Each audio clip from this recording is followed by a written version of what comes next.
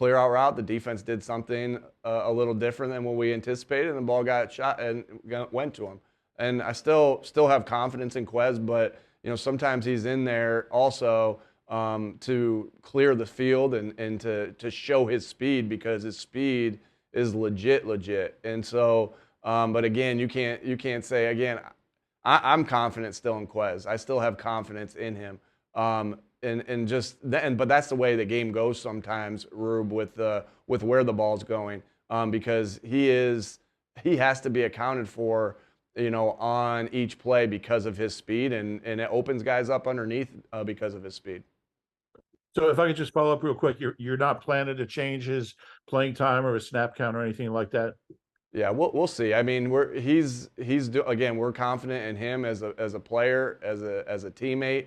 Julio's done a good job. OZ's done a good job. We have three guys that rotate in between being the number 3 receiver. So, we'll see where the reps continue to go. Each game plan's a little bit different of what you're asking the players to do and the roles, and so we'll see. Go ahead, Brooks, and then Chris. Hey, Nick, you mentioned about Sean Desai's role now with the defense. Why is it that he has retained his title as defensive coordinator? And is there a pathway back this season or the next where he goes back to calling defensive plays? And how would you describe that?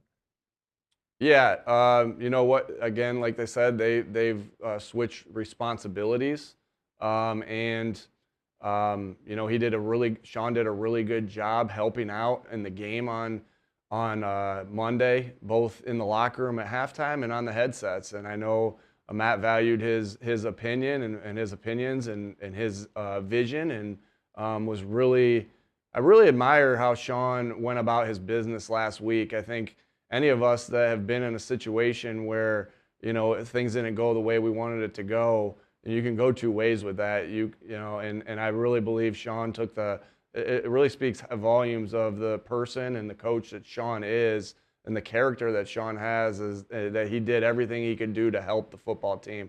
That's why Sean is here, and we know he can help us moving forward, and really excited to have him continuing to have a role on this team and on this staff. But was there something you communicated to him that he can show behind the scenes in this new role that can? Yeah, I'll keep all our conversations private. Okay. Go ahead, Chris, and then Jeff. Afternoon, Nick. Hey, Chris. You mentioned that accountability is one of your main tenets that you have with your core philosophies there. How are you keeping the players accountable during this losing streak? Do you think that they're responding to that accountability, and what are some of the methods that you do to hold them accountable? Same methods I use when we're winning. It's the exact same. When you change who you are, or you change your core values based off of wins and losses, that's when you're gonna lose the team. And so it's the exact same accountability regardless of the outcome, right? That's the only way you're gonna end up getting better. We're in a little bit of a skid right now that I'm very confident that we'll be able to get out of because of the people that we have in this building, and the accountability that not only that I hold the standard to for the team and myself, but also what they hold the standard to. And so that hasn't changed. That hasn't changed in the slightest, because when your core values are deep within you and deep within the roots of this football team, because we live them and preach them and every single day when we're in this building. And so, it goes back to, you continue to double down on the things you know to be true. You continue to grow under the surface, even though when you're not growing out in public, and you hold the guys accountable, and they hold themselves accountable the exact same way, because this is your habits, your daily habits, and that's your core values. Go ahead, Jeff, and then Dave. Nick, how do you feel Jalen Hurts has played the last 3 games? Obviously offensively, I'd say offensively, we haven't played or coached up to our standard the last 3 games. Overall, as you look at our offense overall, I think there's a lot of similarities with our offense last year's statistically and the way we played, and this year, except for 2 major categories, and that's been our explosive plays and our turnover differential. But if you look at all our other statistical categories, I think you'd see that it was very similar. It was very similar. But these last 3 games have not been up to our standard, and Jalen and myself and Brian are always going to be looked at first. We know that. We accept that based off of our position. And if we're not playing good enough offense, it's probably because all 3 of us are doing our best job. And so, but Jalen has had, I thought against, I thought he did a lot of good things in this game, last game. I thought he did a lot of good things in the game against Dallas, where and then we had some unfortunate turnovers. My mind's a little bit off 3 weeks ago from San Francisco. Don't remember much about what happened there unless I watched the tape again. But like any of us, Jalen's going to want some plays back. We're going to want some calls back. Everybody out there is going to want some plays back. We just got to get it back on track. I would say prior to, I know we're zeroing in on those 3 games, or to your question, but prior to that, Jalen Hurts is an MVP consideration, MVP top candidate. And so it's the body of work for the year. And we know and we're confident that we all can get back to that body of work that we put in prior to this 3-game stretch. Has this 3-game stretch been our standard? No. And we're working like crazy, and we're determined to get back to where we were prior to this. Nick, if I could just follow up real quick. If and I understand that you don't have to voice all your criticisms of Jalen when he does something wrong, but publicly, but is it being told to him in the meeting room that when I'm going to keep our conversations, like I said to the other guy, I'm going to keep my conversations with the players between me and the players.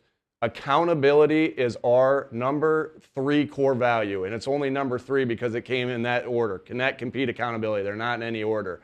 So accountability, you could, again, when Chris asked me the question, accountability, I didn't say something to Chris that I'm not saying to you right now. Accountability is the one of the main core values we have, and we live by those every single day. Go ahead, Dave, and then Tim. Hey, Nick, I think you'd probably agree that the standard hasn't been met on either side. Yeah, I just said that 2 seconds ago. Go ahead. Sure, I'm just prefacing the question. I think you'd agree with that. So when you look at the differences in the struggles offensively and defensively, what led you to make a coaching staff change on defense but not offense? Yeah, so like I said, offensively, the last 3 games have not been consistently up to our standard. But if you look at our offense throughout, right, if you look at our offense throughout, it still is in the top 10 category in a lot of the statistical categories we look at, except for the turnovers and the explosive plays. And we got to do a better job on both of those things. We got to put the players in more positions to create explosive plays. But make no mistake about it, like this offense is being run the exact same way the offense was run last year and the year before that. This offense is my offense, right? This is my offense. And so the criticism on the offense, like I think unfairly goes to Brian. Brian calls the plays. It unfairly goes to Brian. The criticism on this offense should come at me. And because this is my offense. So I was hired to do a job here and got hired because I was successful as an offensive coordinator with our schemes and the different things that we did to coach players and help players win. And I'm committed to that. And like I said, the criticism should come at me, and I think it unfairly goes at Brian a lot of the times because he's calling the plays. But make no mistake about it, this offense has been consistently similar throughout the 3 years. Yes, there's different things you do based off your personnel and different things you do based off the teams that you're playing and what's working for you. But again, it all starts there with me. And so I guess I would, I'm not thinking that a change needs to be made there for multiple reasons, and that's one big one. Go ahead, Tim, and then Zach. Hey, Nick, on that second interception, was AJ the primary read? And why take a shot downfield in that situation where a shorter completion could have gotten you into field goal range? Yeah, there's at times there, Tim, we've seen, you can get a pass interference there. It was what it was on that particular play, but if you get a pass interference call there and if a team's giving you a one-on-one shot, for, very similar to what happened on the other side of the ball. They ended up getting a one-on-one shot that, had some different things there. And we've seen it. We had one-on-one shot against the Rams. And you can get a pass interference, and now you're in position to kick it. So we have some of the best receivers in the NFL outside, and so there's times where you're going to do that. And we felt like in that situation we had an opportunity to. Hey, it didn't work out that particular time, but we've done it at other times in 2-minute drills, and it's worked. So, but in that particular time it didn't work. So we understand the criticism, but. Not only could you get a pass interference, also AJ has a tremendous ability to come down with the football in one-on-one situations. And you know what? In this particular case, it didn't work out. But we're comfortable with what was called and what we did in that scenario, and we'll be better next time because of it. Go ahead, Zach, and then John. Hey, good afternoon, Nick. What's your personal background in Matt Patricia's case with Matt Patricia and his defensive philosophy, his defensive scheme? How comparable is it to what you guys installed and have been running the first 13 weeks? There's obviously differences, Zach. I think that's a really good question too, Zach. There's obviously differences. Why is Matt Patricia here in the first place is because I, have had so much respect for him as a coach in this league, going against the defenses that he's had for as long as I've been in the NFL. And so, and that's why he's here in the first place. Know he could help me in situations as a head coach and as, with the defense. And so, as far as the schemes being similar, there's definitely differences. And so, you're not necessarily going to see complete wholesale changes, at this point of the year. But you'll see some different things here and there, and the offenses will see some different things here and there. Obviously, for competitive advantages, I'm not going to get into all the different things or pretty much any of the different things that you're going to see. But there'll be differences. But then again, we're going to stick with some of the core things that we've done, and we've done well through the first 14 weeks of the season. So. Like I said, it's a group effort by our defensive staff. Matt's just the one that's making the main decisions now. Sean still has a voice in there, and our assistant coaches still have a voice in there. So we're just trying to refine what we do well and continue to do what we do well and eliminate some of the mistakes that we've made. Go ahead, John, and then Martin. Hi, Nick. You mentioned the explosive play aspect of it, and you want to get back on the right side of that, the explosive plays and turnovers, but specifically with the X plays, how difficult is it to keep that sort of tightrope when it seemed like they were playing a lot of too high? So when teams are trying to take that away, trying to take away the explosives, do you have to be maybe a little bit more disciplined, take what they're giving you?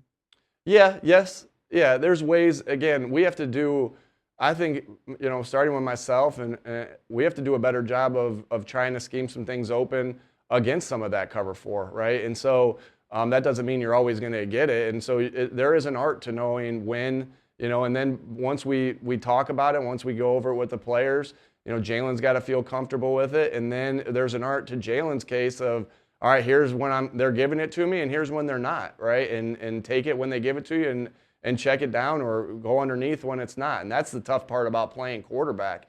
And so, but that is a good question because some of those defenses are designed to take away that. But in each and every coverage, there's opportunities in plays to attack underneath. There's opportunities in plays to attack on the outside. There's opportunities in plays to attack inside the numbers and an intermediate level. And there's opportunities and plays to attack the ball deep as well. Some easier than others to get that going. I think I saw a stat that one of our quality controls did for us the other day is that, we're number 1 in explosive plays against cover 4, which, is ironic because we're not as high in explosive plays, but we are, and this was a couple weeks ago, y'all would have to check me on this, but we are number 1 in explosive plays against cover 4.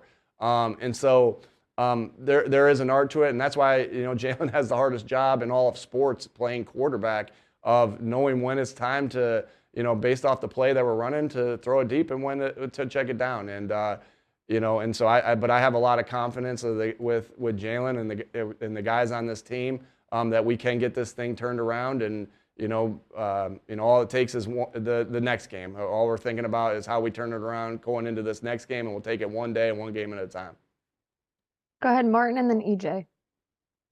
Hi, Nick. Obviously, Martin. this is the first time you guys have gone through a 3-game losing streak since, early in your first year here. And I was kind of wondering, are there things you can draw from as far as being able to get the guys out of this that you were able to do 2 years ago?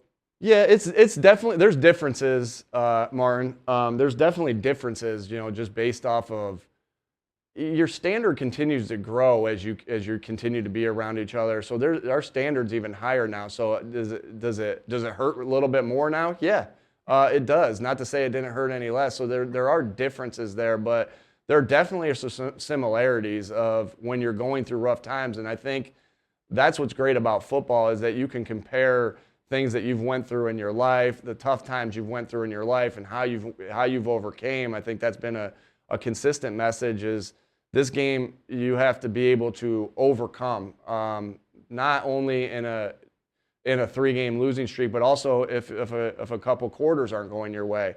Well, also things that every one of those guys in our room have overcame different things to be sitting in the seats that they're sitting in, myself included.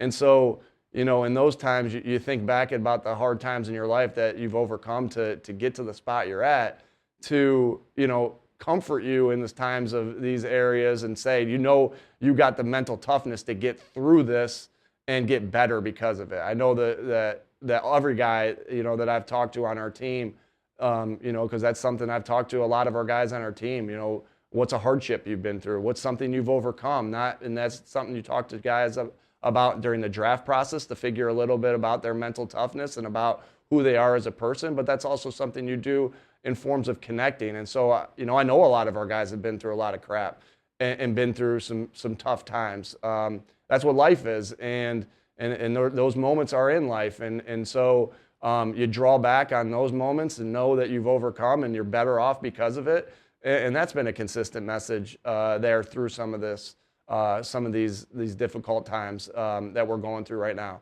The other thing that's really important when you're going through times is that you're connected. Because, and that goes back to your core values of being connected, because in times of trial, we're going to want everyone to stay together when there's a lot of people that are going to want to tear us apart. And it's all that's important is what's in this building, sticking together, locking arms together, being together. And that's where that connectivity really comes into play. Connectivity is great when you're going through good times. You see us having fun on the sideline, different things like that.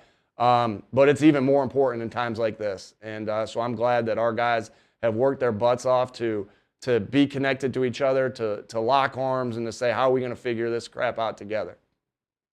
We have time for a few more, so we'll get to EJ, Bo, and then Bob.